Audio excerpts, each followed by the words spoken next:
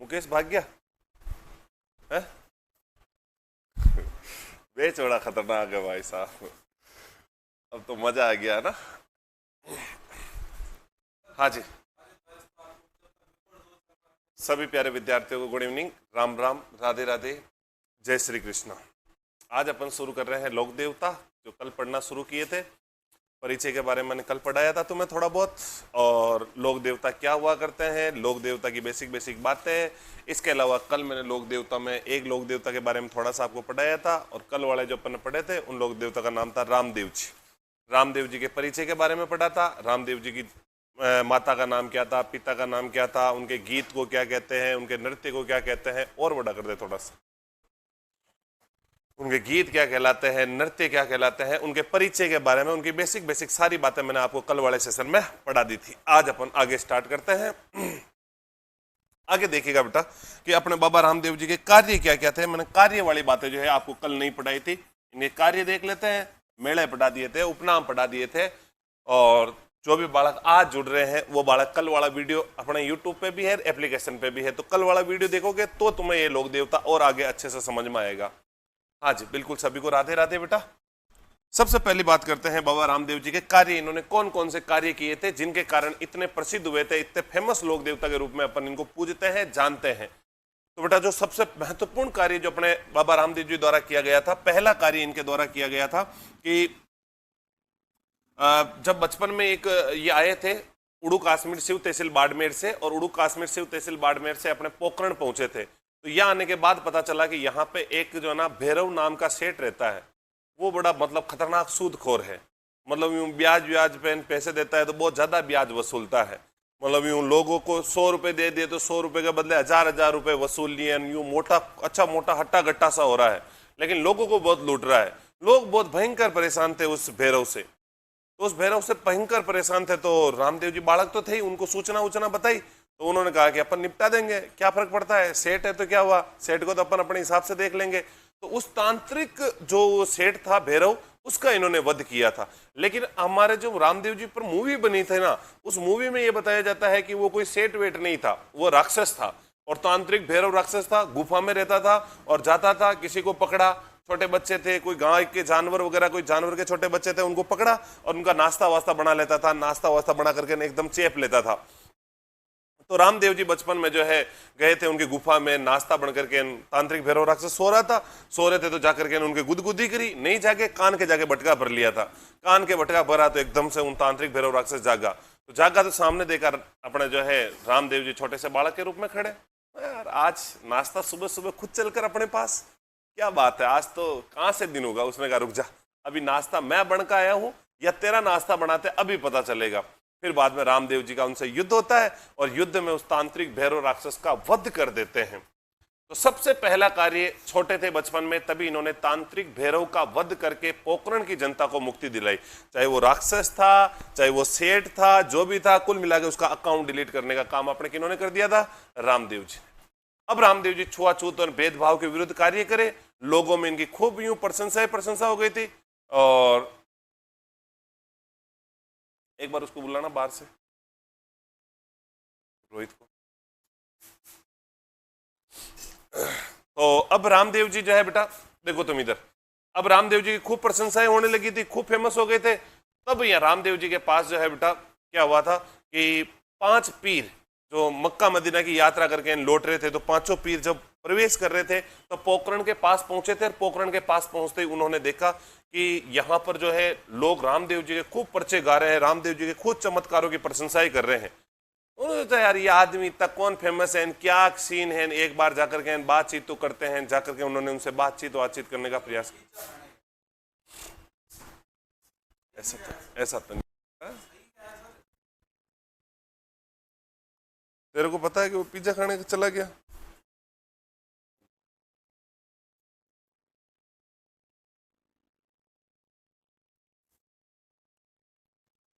हाँ जी, तो देखो बेटा अब क्या हुआ कि वो 5 पीर जो इनके पास पहुंचे थे, और 5 पीरों ने आकर के रामदेव जी के मतलब परीक्षा लेने की सोची। उन्होंने सोचा कि यार अपने आदमी की परीक्षा तो लेते हैं कि वास्तव में कोई पीर वीर है या यूं मजाक वजाक कर दी। एक बार क्लास में आना। कोई मजाक वजाक तो नहीं है। वो पांचों पीर रामदेव जी के पास पहुंचे, उनके पास पहुंचकर उनको जाकर कहा कि यार हमें तो भूख भूख लग रही है, खाना वाना खाना है। रामदेव जी ने कहा चलो बहुत बढ़िया बात है, आए हो तो खाना भी खिलाएंगे, चलो घर पे, इस अच्छे काम में देरी किस बात की, आना कभी हवेली पर खाना खिलाएंगे। आना कभी हवेली पर क्या, हम तो अभी चल रहे हैं, खाना खिलाओ आप। तो रामदेव जी ने घर पे ऑर्डर दिया, बढ़िया खाना वाना बनाओ, अपने कोई पीर वीर आ रहे हैं उनको खाना वाना खिलाना है।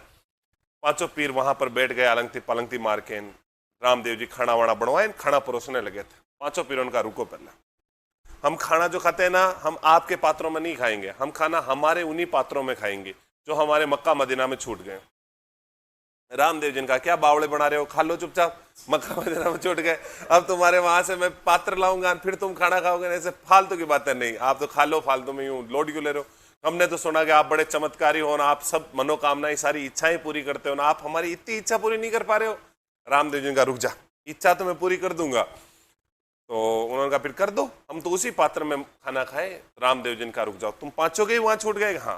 उन्होंने कहा लो, ये ले, ये ले, ये ले, ये ले और ये ले। पांचों को जैसे अपने अपने पात्र मिले, वो पांचों देखते ही रह गए। पांचों के कानों से धुएं बाहर आ गए। उन्होंने कहा कि हम तो केवल पीर हैं, आप तो पीरों के पीर हो, आप तो रामसा पीर हो।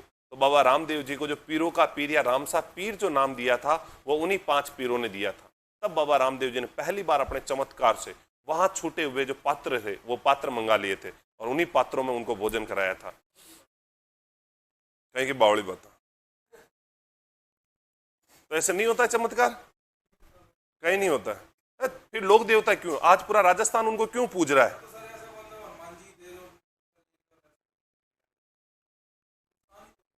चलो देखो, तो एक काम इन्होंने तांत्रिक भैरव राक्षस का वध करके ये मुक्ति दिलाई थी। फिर देखो बेटा, उस समय ना मुस्लिम धर्म चरम सीमा पर था। चरम सीमा का मतलब उस समय जो मुस्लिम राजा थे वो उस समय बहुत पावरफुल थे अपने हिंदुस्तान में। धर्मांतरण करवाना, ये सारी चीजें उस समय बहुत कॉमन हो गई थी। अब धर्मांतरण की प्रक्रिया बहुत ज्यादा चल रही थी। तो बाबा रामदेव जी यूं खड़े होंगे, तब उनके सामने कोई 2-1 आदमी आए होंगे। मान लीजिए ये अपने एक आदमी, इसका नाम कुछ भी रख लेते हैं अपने, इसका नाम रख लेते हैं अपने मन्नू। ये कौन है अपने मन्नू, और ये इनके साथ में इनकी लुगाई। ये तो तेरे लिए थोड़ी कह रहा हूं मैं, यही नहीं रहे अपने। ये इसका नाम मान लीजिए सपना, ये मन्नू और ये सपना, ये दोनों जा रहे थे। सामने से 4-5 मुसलमान मिले, इनको मुस्लिम मिले थे। उन्होंने कहा इधर आ रहे, ये गया, हाँ क्या है, क्या नाम है, मन्नू। आगे मन्नू चौधरी, तेरा नाम, मेरा नाम सपना चौधरी। वही जो डांस वांस करते हो, नहीं नहीं वो नहीं। फिर मैं दूसरी वाली, कौन सी वाली, मैं इनके वाली। अच्छा ये बात है, इसके गले पे तलवार। जैसे ये जोर जोर से रोने लगे। क्या हुआ कि आज के बाद ये मन्नू मन्नू नहीं है, फिर आज से इसका नाम अख्तियार अली खान पठान। सपना ने कहा चलेगा पर छोड़ दो, है ना, चलेगा पर छोड़ दो। मतलब इसका क्या करा दिया, धर्मांतरण। सब मन्नू का क्या बना दिया, अख्तियार अली खान पठान। इतने में इसके गले पे तलवार। ये जोर जोर से रोने लग गया कि क्या हुआ, क्या हुआ, कि आज से जो है ये सपना सपना नहीं है, तो फिर आज से इसका नाम हसीना खान। तो सपना नहीं नहीं, हसीना खान। तो इसका नाम क्या रख दिया अपने, हसीना खान। धर्मांतरण करा दिया। अब धर्मांतरण करा दिया तो फिर बाद में दोनों जो है धर्म परिवर्तन कर लिए। जो मन्नू था ये क्या बन गया, अख्तियार अली खान पठान, और जो सपना थी वो क्या बन गई, हसीना खान। दोनों अब जा रहे थे तो रामदेव जी मिले होंगे इनको रास्ते में, इनको बुलाया हुआ, मन्नू इधर आ रहे। अब मन्नू मन्नू रही नहीं तो सुनेगा कैसे, सुन ही नहीं रहा है। सपना इधर आ, सपना नहीं सुने। रामदेव जी ने कहा क्या बात हो गई, आज सुन क्यों नहीं रहे। पास में गए, दोनों की जगह 2 डुक मारे, क्या हुआ, सुन नहीं रहे हो। बोला कौन, मैं कब से मन्नू मन्नू कह रहा हूँ। मन्नू ने बोला कौन मन्नू, आई एम अख्तियार अली खान पठान। इतना में सपना, अरे सपना क्या हो गया, समझा कौन सपना, आई एम हसीना खान। उन्होंने कहा हो क्या गया, वह रास्ते में से तलवार की नोक पर रख के धर्मांतरण करा रहे हैं, परावर्तन धर्म परिवर्तन करा रहे हैं। बाबा रामदेव जी ने कहा यार ये तो गलत है, एक काम करो इनको रोको। इनको रोकने के लिए बाबा रामदेव जी ने एक अभियान चलाया था जिसका नाम था परावर्तन अभियान। अपने से पूछ ले कि परावर्तन अभियान किन्होंने चलाया था, तो बाबा रामदेव जी ने। उस जमाने में दलितों के लिए, इनके लिए बहुत ज्यादा मतलब यूं मतलब उनके प्रति बहुत ऐसी घृणाएं रखते थे लोग, नीचा समझते थे। तब बाबा रामदेव जी ने उनके उत्थान के लिए एक पंथ चलाया था जिनका नाम दिया था कामड़िया पंथ। तो दलितों को उत्थान के लिए बाबा रामदेव जी ने कौन सा पंथ चलाया, अपने कामड़िया पंथ चलाया था। एक बाबा रामदेव जी ने जो है यहाँ पानी की बहुत समस्या थी, जैसलमेर पूरा रेगिस्तान, पानी की बड़ी समस्या ही थी। राम जी ने कहा यार अपन तो एक काम करते हैं, यहाँ एक तालाब बनाते हैं, तो यहाँ इन्होंने एक राम सरोवर तालाब का निर्माण करवाया। अभी भी रुणेचा जो पाल है जहां उनका मंदिर बना हुआ है, उस मंदिर के पास में राम सरोवर तालाब बना हुआ है। कभी जाने का मौका मिले तो आप देखना कि राम सरोवर तालाब बना हुआ है। उस राम सरोवर तालाब में स्नान करने से चर्म रोग, कुष्ठ रोग से पीड़ित जो बीमारियां होती हैं उन सब का इलाज होता है। अपने से पूछ ले, चर्म रोग और कुष्ठ रोग का इलाज कौन से लोक देवता के वहां सरोवर में स्नान करने से ठीक हो जाता है? तो बाबा रामदेव जी के वहां स्नान करने से ठीक हो जाते हैं। चर्म रोग चाहे कुष्ठ रोग चाहे कोई सी भी बीमारी हो, उन सब का इलाज होता है। बीमारी होती है कुष्ठ, डॉक्टर बाद में मिला, बाहर मिला, मैं बताऊंगा तुम्हें। और मचकुंड में भी होता है, तो यहाँ पर भी होता है। ये ऐसा तालाब अगर मेरे पास होता तो मैं तो मौज हो जाती, मेरे को पढ़ाना ही नहीं पड़ता, आराम से मैं बाहर ऑनलाइन लगा के रखता, 100 रुपए लेता, एक डुबकी मार के आ जा। तो यूं पढ़ाने कोचिंग बंद, ऑनलाइन पढ़ाना बंद है। हाँ तो और लेता, अब वहां नहीं लेते ना, वहां नहीं लेते तभी तो वहां फ्री है, जाने का मानस करेगा भी तो फ्री है। और क्या बात ध्यान रखनी है, तो ये जो बाबा रामदेव जी थे एकमात्र अपने कवि लोक देवता भी थे, मतलब यूं कविताएं बोलते थे, गाने वाने भी गा लिया करते थे, बढ़िया बढ़िया कविताएं इनको अच्छी आती थी। तो एकमात्र कवि लोक देवता कौन हुआ करते थे? अपने बाबा रामदेव जी। थोड़ा ये क्या कि बालक कह रहे हैं कि ना थोड़ा ज्यादा फोकस पड़ रहा है, मैं ज्यादा ही गोरा दिख रहा हूं, तो इसमें थोड़ा चेंज करिए यहाँ से। बालकों को क्या विश्वास नहीं हो रहा है कि आज मतलब क्या बात हो गई है, इतने गोरे किया है। रोज तो हम देखते हैं जैसे वेस्ट इंडीज से आए हुए, आज यूं लग रहा है कि जो इंग्लैंड से आकर के पढ़ा रहे हैं, फोकस पड़ रहा है उनकी आंखों में, चमक रहे हैं। ज्यादा गोरा हो गया है, थोड़ा और थोड़ा और काला कर, थोड़ा और काला कर, थोड़ा सा और कर दे। बहुत है, बहुत है, बहुत, फिर ज्यादा काला हो जाऊंगा। अरे बहुत है, हाँ बस। अब ठीक है ना, मैं भी देख लेता हूँ, देख एक बार तुम लिखो थोड़ा सा, एक बार थोड़ा सा लिखो।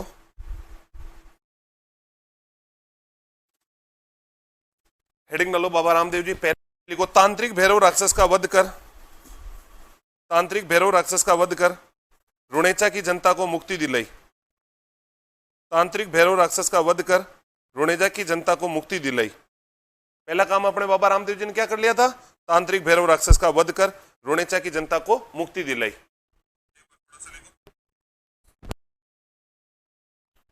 फिर लिखो बेटा, पहला कार्य तांत्रिक भैरव राक्षस का वध कर रुणेचा की जनता को मुक्ति दिलाई।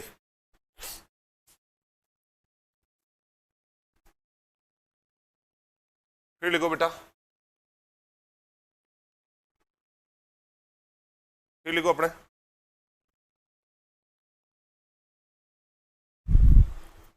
दूसरा कार्य लिखो अपने,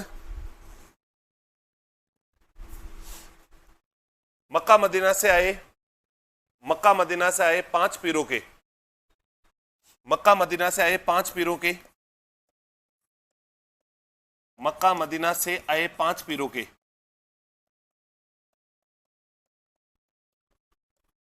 5 पीरों के कटोरे अपने चमत्कार से मंगवाए।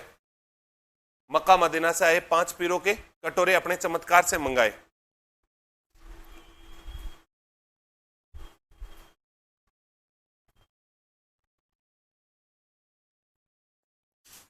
फिर लिखो बेटा,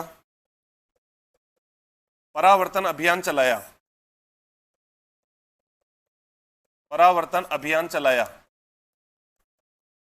परावर्तन अभियान चलाया,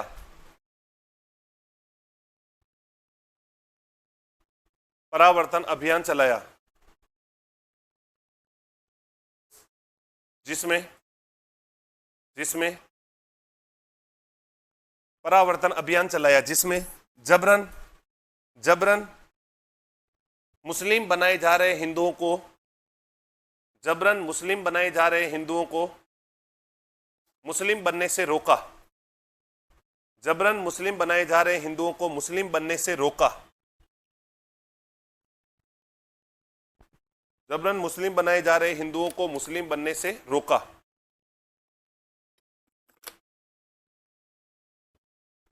आगे,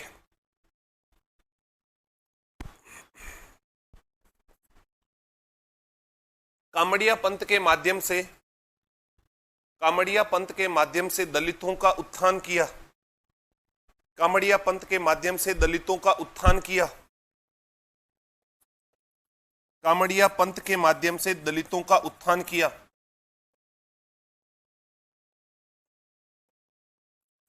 कामड़िया पंथ के माध्यम से दलितों का उत्थान किया, दलितों का उत्थान किया।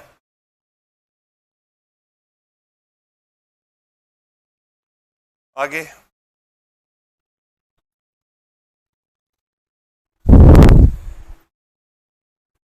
हरिजनों को मोती व मूंगे की संज्ञा दी। कोई बात नहीं, अब नहीं दिख रहा हूं तो आवाज सुन लो ना, अगर किसी को नहीं दिख रहा हो ना तो आवाज सुन लो। हरिजनों को, घप तो इतनी मारते हो, हरिजनों को मोती व मूंगे की संज्ञा दी, मोती व मूंगे की संज्ञा दी, हरिजनों को मोती व मूंगे की संज्ञा दी तथा मंदिरों में प्रवेश दिलाया। पहले यूं हरिजन वगैरह इनको जो ना बेटा दलितों को, इनको मंदिरों में प्रवेश नहीं हुआ करता था। बाबा रामदेव जी ने कहा यार ये कहीं का मामला है, मंदिर में क्यों प्रवेश नहीं होगा, मंदिर में प्रवेश करेंगे। और उन्हें हरिजनों को मोती व मूंगे की संज्ञा देते हुए उन्हें मंदिर में प्रवेश दिलाने का काम अपने कौन से लोक देवता ने किया था? रामदेव जी ने। फिर लिखो अगला कार्य,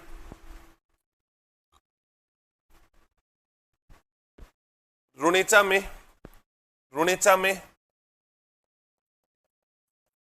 राम सरोवर तालाब का निर्माण करवाया। रुणेचा में राम सरोवर तालाब का निर्माण करवाया। रुणेचा में राम सरोवर तालाब का निर्माण करवाया।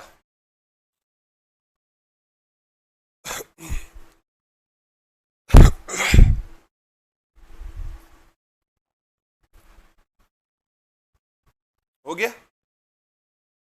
फिर लिखो बेटा, एकमात्र कवि लोक देवता थे।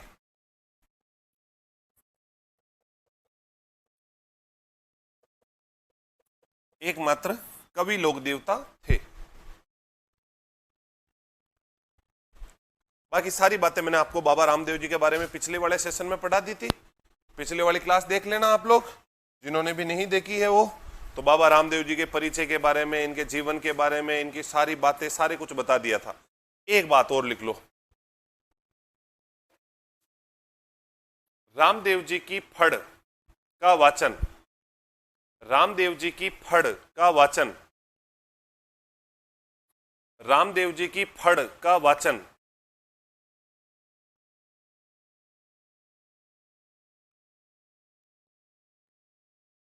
मेघवाल वे तंवर राजपूत करते हैं। फड़ का वाचन मेघवाल वे तंवर राजपूत करते हैं।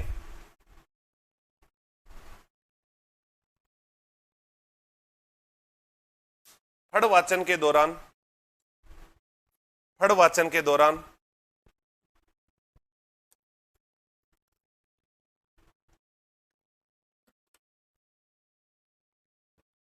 फड़ वाचन के दौरान रावण हत्ता वाद्य यंत्र बजाया जाता है। वाचन के दौरान रावण हत्ता वाद्य यंत्र बजाया जाता है।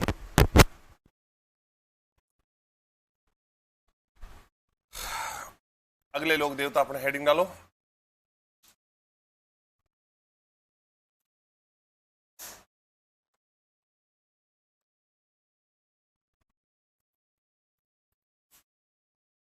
गोगा जी,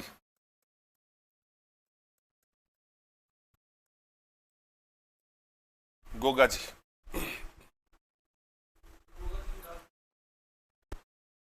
पहले अपने गोगा जी की वही बात है जो अपन ने कल समझा था कि इनका जन्म कहाँ हुआ था, इनका जन्म कब हुआ था, इनकी माता का नाम क्या था, इनके पिता का नाम क्या था, इनके गुरु का नाम क्या था, इनकी पत्नी का नाम क्या था, इनके भाई का नाम क्या था, इनके पुत्र का नाम क्या था, इनके सहयोगियों के नाम क्या थे, इनके वाहन सवारी क्या हुआ करती थी, इनका प्रतीक चिन्ह क्या हुआ करता था। गोगा जी की बेसिक बातें, इनका स्थान कौन से वृक्ष के नीचे होता है, इनके उपनाम क्या हुआ करते हैं, इनके समकालीन थे, सारी बातें अपने गोगा जी महाराज के बारे में बहुत अच्छी बातें हैं। समझना अपने गोगा जी के बारे में एक एक बात को। सबसे पहली बात तो इनका जन्म, गोगा जी का जन्म, फिर आएगा बेटा इनका जन्म कब हुआ था, फिर आए किस वंश में जन्म हुआ था, फिर आए इनकी माता का नाम, फिर इनके पिता, इनके पत्नी। तो देखो अगर अपन गोगा जी की बात करें बेटा तो सबसे पहले इनका जन्म, तो जन्म जो है वो हुआ था अपने ददरेवा, और ये ददरेवा नामक स्थान जो है बेटा ये अपने कहाँ हुआ करता है, चूरू। ददरेवा चूरू में अपने गोगा जी का जन्म हुआ था।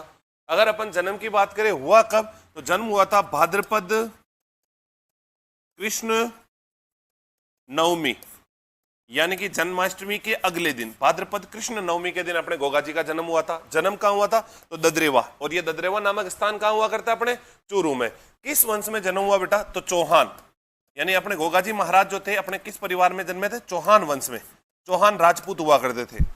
इनकी माता का नाम क्या था, तो मां का नाम था बाछल दे, गोगा जी की मां का नाम बाछल दे। और बात करें इनके पिता का नाम क्या हुआ करता था बेटा, तो पिताजी का नाम हुआ करता था जेवर सिंह जी, इनके पिता का नाम जेवर सिंह। और अगर पत्नी की बात करें इनके, तो वैसे गोगा जी के बारे में अलग अलग जगह अलग अलग मान्यताएं हैं। कुछ जगह कहा जाता है गोगा जी के 9 पत्नियां थी, कुछ जगह कहा जाता है कि 9 नहीं थी, 12 पत्नियां थी, कुछ जगह कहा जाता है कि 12 पत्नियां नहीं थी, 18 पत्नियां थी। अलग अलग जगह इनके लिए अलग अलग बातें कही जाती है, लेकिन मेरे हिसाब से इनके 12 पत्नियां थी जहां तक है। इन 12 के 12 नाम याद नहीं रखने अपने को, एक नाम इंपॉर्टेंट है वो जरूर तुम्हें याद रखना। इनकी मुख्य पत्नी का नाम था केलम दे, केलम दे। तो देखो बेटा गोगा जी के बारे में क्या क्या बातें ध्यान रखनी है। एक तो सबसे पहले जन्म, जन्म कहाँ हुआ था इनका, ददरेवा, ददरेवा कहाँ पे अपने चूरू। कब जन्म हुआ था, भाद्रपद कृष्ण नवमी। किस परिवार में जन्म हुआ, चौहान परिवार में। माता का नाम क्या था, बाछल दे, और पिता का नाम क्या था बेटा, जेवर सिंह, और पत्नी का नाम क्या था, केलम दे, इनकी पत्नी का नाम केलम दे। संतानें तो इनके थोड़ी सी थी अपने, सबसे कम संतानें अपने कौन से लोक देवता के थी, गोगा जी के। कितनी संतानें थी इनके, मात्र 47। कितने पुत्र थे इनके, 47। हाँ, अगर इनके पुत्र की बात करें तो इनके टोटल पुत्र थे बेटा 47, जिसमें जो सबसे बड़े थे उनका नाम था केसरिया कुंवर जी। तो ओनली 47, यानी इनके कुल कितने पुत्र थे बेटा, 47 पुत्र थे। हाँ, 47 के नाम तुम्हें याद रखने हैं, और बाकी बच्चों को याद नहीं रखने, बाकी को तो एक ही नाम याद रखना, केसरिया कुंवर जी। अपने इस मन्नू को 47 ही नाम याद रखने हैं। ये 47 की लिस्ट कहीं से 47 की लिस्ट ढूंढना। अच्छा, चैलेंज कर रहा है। हाँ, मैं बाद में लिखाता हूं तेरे को ना। भतीजे, इनके बेटा भतीजे भी कम ही थे। इनके भतीजे कितने थे, तो मात्र 60। कितने भतीजे थे अपने, 60। मुझे लगता है इनका परिवार कोई परिवार नहीं था, थोड़े दिन और रहता तो शहर बस जाता, क्योंकि जिस स्पीड से 47 पुत्र 60 भतीजे, तो यूं छोटे मोटे बात नहीं रही है, हल्के में ले लिया था इनको लोगों ने। आगे देखो अपने गोगा जी के पुत्र कितने थे, 47, भतीजे कितने थे, 60। फिर बाद में बात करें इनका वाहन सवारी, तो ये किसके ऊपर बैठ के घूमते थे, अपने नीली घोड़ी। और इस नीली घोड़ी को अपने किस नाम से जाना जाता है, गोगा बापा, गोगा बापा पापा बापा। तो नीली घोड़ी को क्या कहा जाता था बेटा, नीली घोड़ी या गोगा बापा। फिर इनके गुरु, जहां से इन्होंने कोचिंग ली थी, गुरु जी का नाम था गोरखनाथ जी, गोरखनाथ जी। किस वृक्ष के नीचे इनका मंदिर हुआ करते हैं, कौन सा वृक्ष प्रमुख है बेटा, खेजड़ी। गांव गांव खेजड़ी, गांव गांव गोगू। तो ये भी अपने याद रख लेना, खेजड़ी वृक्ष के नीचे जो है इनके थान चबूतरे वगैरह पाए जाते हैं, खेजड़ी के नीचे इनकी मुख्य रूप से अपने पूजा की जाती है। फिर देखो बेटा और क्या बात याद रखनी, प्रतीक चिन्ह, तलवार लिए अश्वारोही, तलवार लिए अश्वारोही। अश्व के ऊपर जो है तलवार लिए बैठे हुए, ये इनका क्या है, प्रतीक चिन्ह। एक बार तुम वापिस गोगा जी के बारे में सुन लो सारी बातें। जन्म कहाँ हुआ था बेटा इनका, ददरेवा में। जन्म कब हुआ था, भाद्रपद कृष्ण नवमी। किस परिवार में जन्म हुआ था, चौहान वंश में। माता का नाम क्या था, बाछल दे। पिता का नाम क्या था बेटा, जेवर सिंह जी। और पत्नी का नाम क्या था, केलम दे। और इनके पुत्र कितने थे, 47। सबसे बड़े पुत्र का नाम क्या था, तो सबसे बड़े पुत्र का नाम था केसरिया कुंवर, जिन्हें नागौर में पूजते हैं। सबसे बड़ा पुत्र केसरिया कुंवर जी, केसरिया कुंवर जी। और इन्हें कहां पूजा जाता है, तो अपने नागौर जिले में इनकी पूजा की जाती है। एक बार तो तुम इनको उतारो सेम टू सेम, जैसे मैंने उतार रखा वैसे के वैसे उतार लो इनको।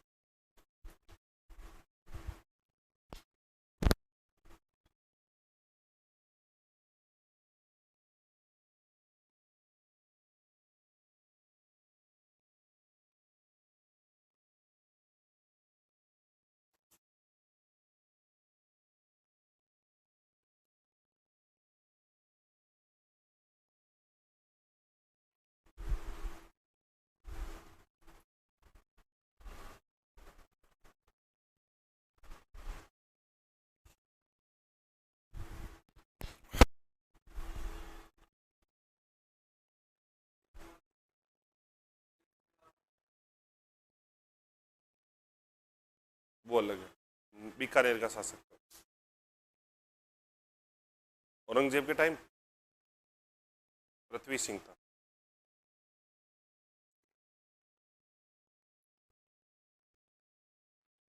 उतार लिया, सबने उतार लिया।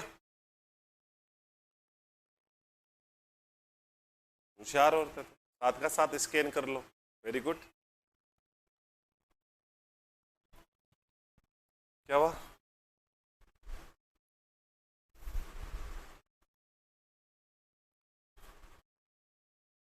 अब हेडिंग डालो इनके उपनाम। गोगा जी के उपनाम क्या क्या थे,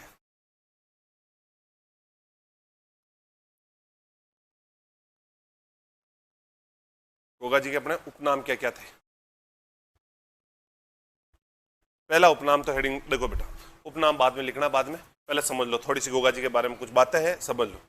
गोगा जी की जो पत्नी थी, इनका नाम था अपने केलमदे। ऐसे कहते हैं कि केलमदे एक दिन बैठी हुई थी, केलमदे गाने वाने गा रही थी एक सरोवर के किनारे। सरोवर के किनारे कौन से गाने गाए जाते हैं आपको ही पता ही है, ठहरे हुए पानी में कंकर न मार, सांवरे मन में हलचल सी मच जाएगी बावरे। वो खुद भाटा फेंक रही और गाना गा रही कि कंकर ना मार सांवरे। और इतने में इधर से एक सांप निकल कर आया था। सांप निकल कर आया तो सांप ने देखा केलमदे मस्त गाने गा रही थी, गाने गा रही, तब तक तो सांप भी आराम में गाना सुने। अब जैसे केलमदे गाने बंद, उस सांप ने उसको केलमदे को डस लिया। जैसे डसान, केलमदे बेहोश। तेजा जी आए, तेजा जी ने आकर के देखा पत्नी केलमदे को सांप ने सॉरी गोगा जी आए, गोगा जी ने आकर के देखा पत्नी जो है, पत्नी को सांप ने डस लिया है, बेहोश है। फिर बाद में पता किया कि सांप ने डसा, पता चला कि कोई आया था नाग। और कुछ जगह तो अलग अलग मान्यताएं हुआ करती हैं कि नाग इनको डसता है, कुछ जगह कहते हैं कि नाग नहीं डसता है, ऐसे घायल हो जाते हैं, लेकिन फिर पूरी सांप प्रजाति को नष्ट करने का प्रयास करते हैं। लेकिन मान्यताएं हैं ये तो अलग अलग, लेकिन नाग ने डसा था। अब जैसे ही नाग ने डसा तो उनकी पत्नी घायल थी, तो उन्होंने उस नाग का आवाहन किया कि जिसने भी मेरी पत्नी को डसा, वो नाग आकर के मेरी पत्नी का वो जो जहर है वो वापस ग्रहण करे, नहीं तो मैं संपूर्ण सांप प्रजाति को नष्ट कर दूंगा। अब सांप आए ना आए, कोई आए नहीं वहां पे। डर इतना खतरनाक था, गोगा जी का खौफ था बड़ा खतरनाक, कोई सांप नहीं आ रहा था। गोगा जी ने फिर बाद में एक यज्ञ शुरू कर दिया था। और जैसे यज्ञ शुरू किया, कहते हैं कि सांप अपने आप आग खींच खींच के, और वो जो यज्ञ कुंड चल रहा था उसके पास जो तेल की कढ़ाइयां चल रही थी उसमें आकर गिरे सांप अपने आप। धीरे धीरे संपूर्ण सांप प्रजाति नष्ट होने लगी थी। अब बूढ़े बूढ़े सांप थे, तुम्हारे जैसे बूढ़े बूढ़े सांप, वो सारे मीटिंग करी और मीटिंग करके उन्होंने कहा कि यार ऐसे तो अपनी सांप प्रजाति विलुप्त हो जाएगी, क्या मतलब है, किस सांप ने डसा। फिर बाद में पता किया कि यार जो सांप डसने वाला था तो वो तो मूवी भी देखने गया, गदर मूवी चल आने वाली, तो मूवी देख रहा है इनॉक्स में, बुलाओ पहले उसको। तो सांप को पकड़ के लाया टांगा टोली, फिर उसने उन पत्नी का जहर वापिस चूसा, उसके बाद उनकी पत्नी वापिस जिंदा हुई। फिर उन्होंने सांप प्रजाति को इस प्रकार जो है अभय दिया था, और उसके बाद जो है उनको जो इस प्रकार जो है वापिस जिंदा छोड़ा था। तो इस प्रकार अपने से पूछ ले कि अपनी पत्नी को जीवित करने के लिए संपूर्ण सांप प्रजाति को नष्ट करने का काम किन्होंने किया था? तो गोगा जी ने। इसलिए गोगा जी को कहा जाता है बेटा नागों का देवता, यानी कि पूरी नाग प्रजाति को विलुप्त करने की सोच ली। और जब पूरी नाग प्रजाति को विलुप्त करने की सोच ली तो नाम ही पड़ गया अपने कौन से देवता? नागों के देवता के नाम से जाने जाते हैं। कौन से देवता को कहते हैं अपने? नागों के देवता, गोगा जी को कहा जाता है। बाकी अगर पूछ ले सांपों के देवता किन्हें कहते हैं? तेजा जी महाराज को देते हैं। अगर नागों के देवता में गोगा जी ऑप्शन में नहीं हो तो अपने तेजा जी को भी नागों के देवता के रूप में पूछ सकते हैं, कहते हैं। तो गोगा जी को नागों का देवता कहते हैं, तेजा जी को सांपों का देवता कहते हैं। लेकिन नागों के देवता में अगर गोगा जी विकल्प में नहीं हो तो अपने तेजा जी ध्यान रखना है। तो इस प्रकार सांप प्रजाति को नष्ट करने के लिए एक कार्य तो इन्होंने ये किया था। दूसरे कार्य की ओर बात करें तो धीरे धीरे बड़े हो गए थे, इनके 47 पुत्र भी थे, 60 भतीजे भी थे, बड़ी लंबी चौड़ी फैमिली थी। तभी एक मुस्लिम आक्रांता भारत में प्रवेश करता महमूद गजनवी, और महमूद गजनवी जो है नौहर हनुमानगढ़ के पास यूं गायों को बंधक बना लेता है। इनकी गायों को, सारी गायों को बंधक बना करके नौहर हनुमानगढ़ पहुंच जाता है। इन्हें युद्ध के लिए ललकारता है। अब जब इन्हें युद्ध के लिए ललकारा तो अपने ये युद्ध में तो यूं पीछे हटने वाले हैं नहीं, और युद्ध की चुनौती इन्होंने स्वीकार कर ली। और युद्ध की चुनौती स्वीकार करके महमूद गजनवी से युद्ध करने के लिए नौहर हनुमानगढ़ में पहुंचे। महमूद गजनवी के पास बहुत बड़ी सेना थी, इनके पास इतनी बड़ी कोई सेना भी नहीं थी, परिवार के व्यक्ति थे लड़ने वाले। फिर भी अपने उनकी चुनौती को स्वीकार कर लिया और पहुंच गए वहां पर। जैसे वहां पहुंचे, वहां पहुंचने के बाद इन्होंने देखा कि वहां तो महमूद गजनवी की बहुत बड़ी सेना है, लेकिन राजपूत है, ऐसे कैसे हार स्वीकार कर ले, जो भी होगा देखा जाएगा। युद्ध किया, भयंकर वाला युद्ध किया। इनकी वीरता से महमूद गजनवी काफी इंप्रेस हुआ था। महमूद गजनवी ने कहा यार ऐसे तो कोई साधारण इंसान तो लड़ नहीं सकता है, साक्षात ये धरती पर कोई जीवित पीर ही आ गया है, या कोई जाहर पीर आकर के धरती लोक पे लड़ रहा है। तो इनको जो अपने गोगा जी को जाहर पीर या जीवित पीर के नाम से जाना जाता है। जाहर पीर या जीवित पीर की उपाधि किन्होंने दी? तो इनको महमूद गजनवी ने जीवित पीर या जाहर पीर की उपाधि प्रदान करी थी। फिर महमूद गजनवी जब युद्ध कर रहा था तो गजनवी पीछे धोखे से आता है, धोखे से आकर के इनका सर अलग कर देता है। ऐसी मान्यताएं हैं कि जब इनका सर काटा था नौहर हनुमानगढ़ में, तो इनका जो सर था वो ददरेवा चूरू में जाके गिरा था, और जो धड़ था वो नौहर के अंतर्गत गिरा था। और जहां धड़ गिरा था उसका नाम पड़ गया था दूर मेड़ी या गोगा मेड़ी। और जो इनका सिर था वो ददरेवा में जाके गिरा, जिसका नाम पड़ गया था अपने शीर्ष मेड़ी। उसे किस नाम से जाना जाता है? तो शीर्ष मेड़ी के नाम से जाना जाता है। और इनका धड़ था वो कहाँ गिर गया? तो वो नौहर में गिर गया था, जिसे अपने दूर मेड़ी के नाम से जाना जाता है। और दूर मेड़ी में इनका प्रमुख मंदिर भी बना हुआ है। और जहां इनका मंदिर बना हुआ है वो मंदिर पूरा का पूरा मकबरे नुमा यानी दरगाह नुमा बना हुआ है। यानी पूछ ले कि कौन से लोग देवता जिनका मंदिर दरगाह या मकबरे नुमा बना हुआ है? तो अपने गोगा जी का मंदिर बना हुआ है मकबरे नुमा। मंदिर का जो मुख्य प्रवेश द्वार है, उस मुख्य प्रवेश द्वार के ऊपर भी जो उर्दू भाषा है उसमें बिस्मिल्लाह लिखा हुआ है। उर्दू जो शब्द है, उर्दू शब्द में लिखा हुआ है बिस्मिल्लाह, क्योंकि इनके जो मंदिर का निर्माण करवाया था बेटा फिरोज शाह तुगलक ने करवाया था। और फिरोज शाह तुगलक एक मुस्लिम था, उन्होंने इसके मंदिर का, अपने गोगा जी के मंदिर का निर्माण करवाया। वर्तमान में इनके जो मंदिर का जो मेन गर्भगृह है उसका निर्माण अपने बीकानेर के महाराजा गंगा सिंह जी ने करवाया। तो गर्भगृह हिंदू शैली में बना हुआ है, बाकी पूरा मंदिर मुस्लिम शैली में बना हुआ है। अभी वर्तमान में इनकी पूजा जो होती है वो 11 महीने मुसलमान पूजा करते हैं और 1 महीना हिंदू पूजा करते हैं। हिंदू केवल भादवे महीने में पूजा करते हैं और 11 महीने मुस्लिम पूजा करते हैं। इनकी जो भी अर्चना पूजा पाठ जो भी होता है सब मुसलमान करते हैं, मुस्लिम व्यक्ति करते हैं 11 महीने, और 1 महीना हिंदू करते हैं। हिंदू बड़े होशियार है इस मामले में। यहां मैंने देखा कि हिंदू होशियार निकले। कैसे? 1 महीना यहाँ मेला चलता है, जो अपने राजस्थान का सबसे लंबा पशु मेला भी है। पूरा भादवे महीने में मेला चलता है। सावन पूर्णिमा के दिन शुरू होता है, भाद्रपद पूर्णिमा तक मेला चलता है। राजस्थान का सबसे लंबा पशु मेला है। जितने भी लोग घूमने आते हैं भादवे में आएंगे, क्योंकि मेला भादवे में लगता है। तो यहाँ 1 महीने तक भाद्रपद महीने में पूजा करते हैं हिंदू, और बाकी के महीने में मुसलमानों को सौंप दिया कि बाकी का आप संभाल दो, आपका काम जाने, आप संभालो, पूजा करो। तो मुस्लिम पुजारी होते हैं यहाँ पे, वो चायल कहलाते हैं। तो यहाँ पर जो मुस्लिम पुजारी होते हैं उन्हें क्या बोलते हैं, अपने चायल बोलते हैं। और इनके राजस्थान में कितने प्रमुख केंद्र है, तो 3 प्रमुख केंद्र हुआ करते हैं, जैसे एक तो नौहर में बना हुआ है, एक ददरेवा में बना हुआ है, और एक अपने सांचो और जालोर में बना हुआ है, जिसमें से एक को कहते हैं गोगा मेड़ी, एक को कहते हैं शीर्ष मेड़ी, और एक को कहते हैं अपने गोगा जी की ओल्डी। 3 इनके प्रमुख केंद्र हैं। बाकी राजस्थान में सबसे अधिक कौन से लोक देवता के मंदिर हुआ करते हैं, तो गोगा जी के सबसे अधिक मंदिर है। अब आप कहोगे सर आप कल तो कह रहे थे कि रामदेव जी के सबसे ज्यादा यूं पूजे जाते हैं राजस्थान में, आज कह रहे हो कि मंदिर सबसे ज्यादा गोगा जी के, हमारे इधर तो है ही नहीं।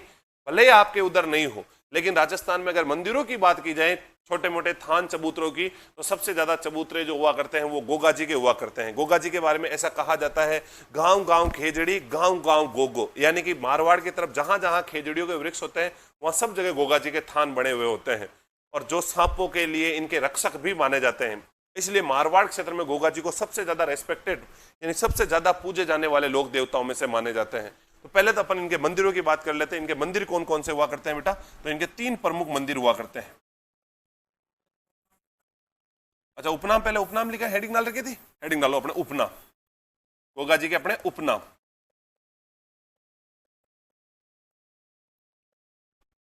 उपनाम, पहला उपनाम हेडिंग डालो बेटा,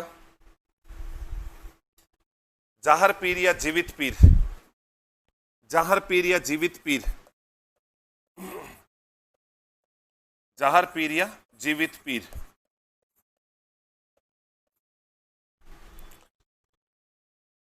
जाहर पीर या जीवित पीर। और क्या कहते हैं इन्हें, नागों का देवता, गायों की रक्षा के लिए युद्ध किया, गो रक्षक देवता। और ये जो जाहर पीर या जीवित पीर जो नाम दिया था, ये किन्होंने नाम दिया था, नाम महमूद गजनवी ने दिया। गजनवी ने दिया, महमूद गजनवी ने ये नाम दिया था।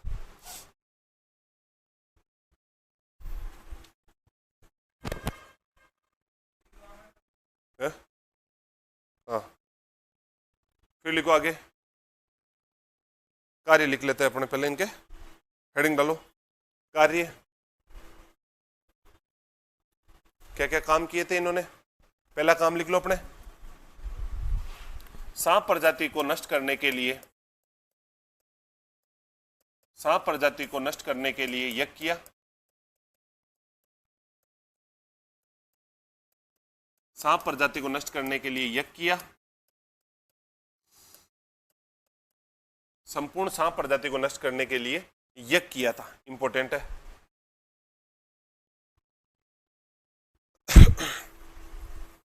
सांप प्रजाति को नष्ट करने के लिए यज्ञ किया। आगे,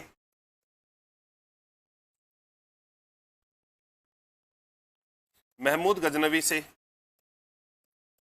महमूद गजनवी से गायों की रक्षा के लिए, गायों की रक्षा के लिए युद्ध किया।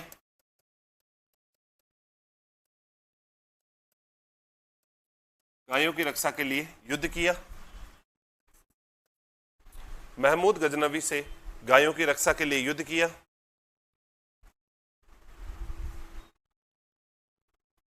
आगे, युद्ध में इनके,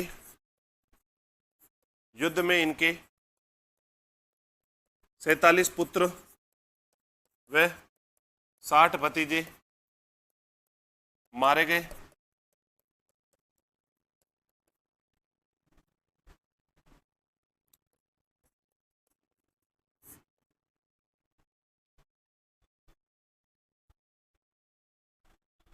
फिर नोट डालो, नोट,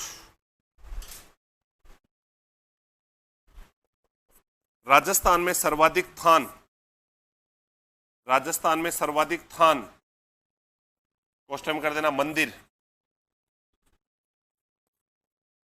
गोगा जी के हैं, गोगा जी के हैं।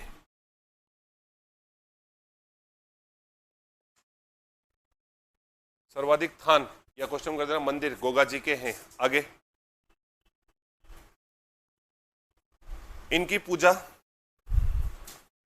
इनकी पूजा हिंदू और मुस्लिम दोनों करते हैं। इनकी पूजा हिंदू और मुस्लिम दोनों करते हैं। पुजारी अपने हिंदू भी होते हैं और इनके पुजारी अपने मुस्लिम भी होते हैं। मैंने बताया था आपको, हिंदू कितने महीने पूजा करते हैं? 1 माह। और कौन से महीने में पूजा करते हैं? अपने भाद्रपद माह में। और मुस्लिम कितने महीने पूजा करते हैं? 11 माह। और मुस्लिम पुजारियों को क्या कहते हैं? चायल कहते हैं। तो मुस्लिम पुजारी होते हैं उन्हें अपने चायल कहते हैं। तो मुस्लिम पुजारी है बेटा, उन्हें अपने क्या कहते हैं? तो उन्हें अपने चायल कहते हैं। बाकी यहां पर 1 महीना अपने हिंदू पूजा करते हैं और 11 महीने यहां पर मुस्लिम पूजा करते हैं। जो मुस्लिम पुजारी होते हैं उन्हें चायल कहते हैं। Very important.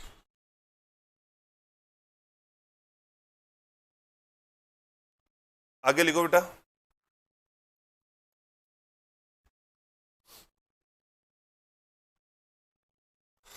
आगे लिखो। मंदिर का निर्माण, प्रमुख मंदिर कर दो इनका। प्रमुख मंदिर, प्रमुख मंदिर। और पहला मंदिर हेडिंग डाल दो नौहर हनुमानगढ़।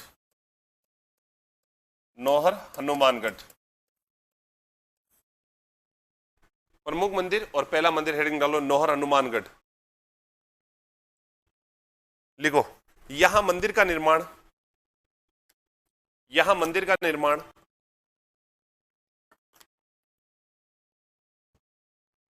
यहां मंदिर का निर्माण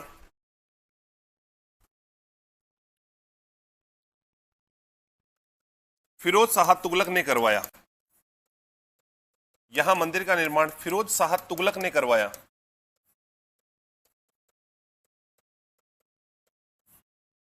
यहां मंदिर का निर्माण फिरोज शाह तुगलक ने करवाया। मंदिर की आकृति मकबरे नुमा, मंदिर की आकृति मकबरे नुमा, मंदिर की आकृति मकबरे नुमा।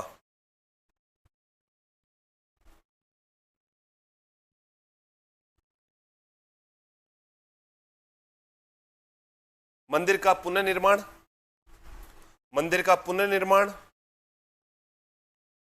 मंदिर का पुनर्निर्माण,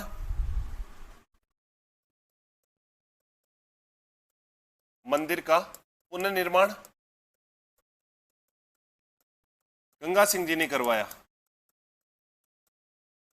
गंगा सिंह ने करवाया। यहां पर जो मंदिर है उसका पुनर्निर्माण किन्होंने कराया था? अपने गंगा सिंह ने करवाया।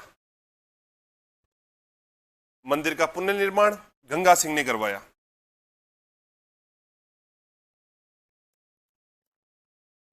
आगे,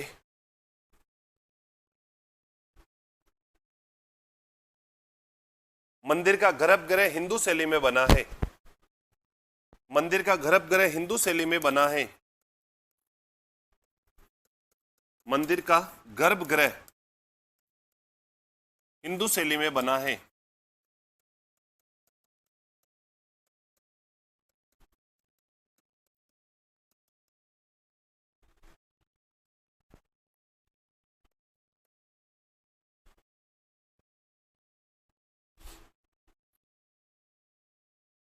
इस मंदिर को गोगा मेड़ी या इस मंदिर को गोगा मेड़ी या धूर मेड़ी कहते हैं। इस मंदिर को गोगा मेड़ी,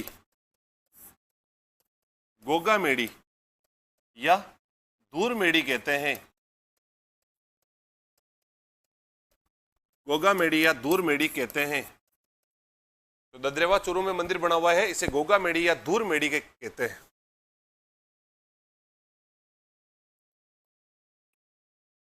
फिर लिखो बेटा,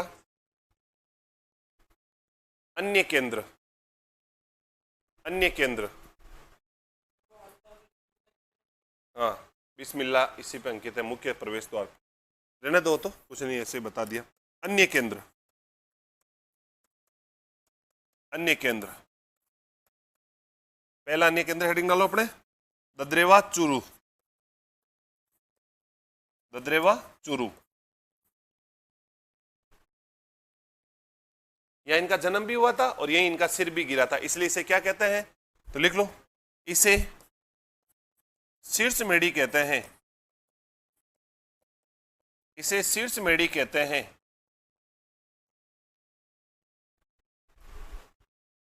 इसे शीर्ष मेढ़ी कहते हैं। फिर लिखो, भाद्रपद कृष्ण नवमी को यहां मेला लगता है। भाद्रपद कृष्ण नवमी को यहां मेला लगता है। भाद्रपद कृष्ण नवमी को यहां मेला लगता है।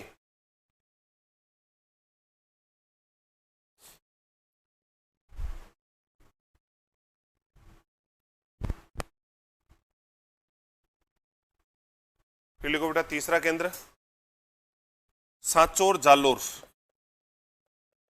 सांचौर जालोर।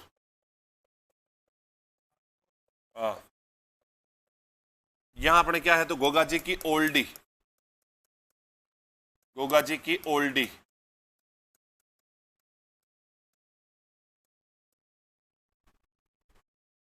गोगा जी की ओल्डी। यहां इन्होंने शिक्षा दीक्षा ग्रहण करी थी गोरखनाथ जी से। फिर लिखो बेटा आगे लिखो,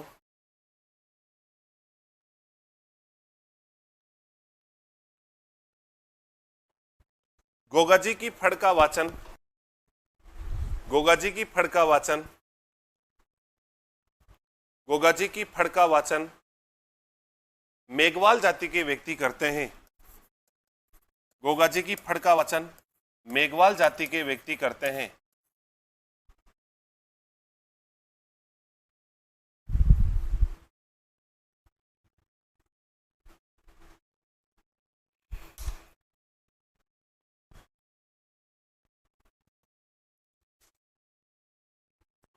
कल से तुम्हारी क्लास चलेगी 7 बजे तक, आज और तुम्हारी क्लास 6 बजे तक ही रहेगी।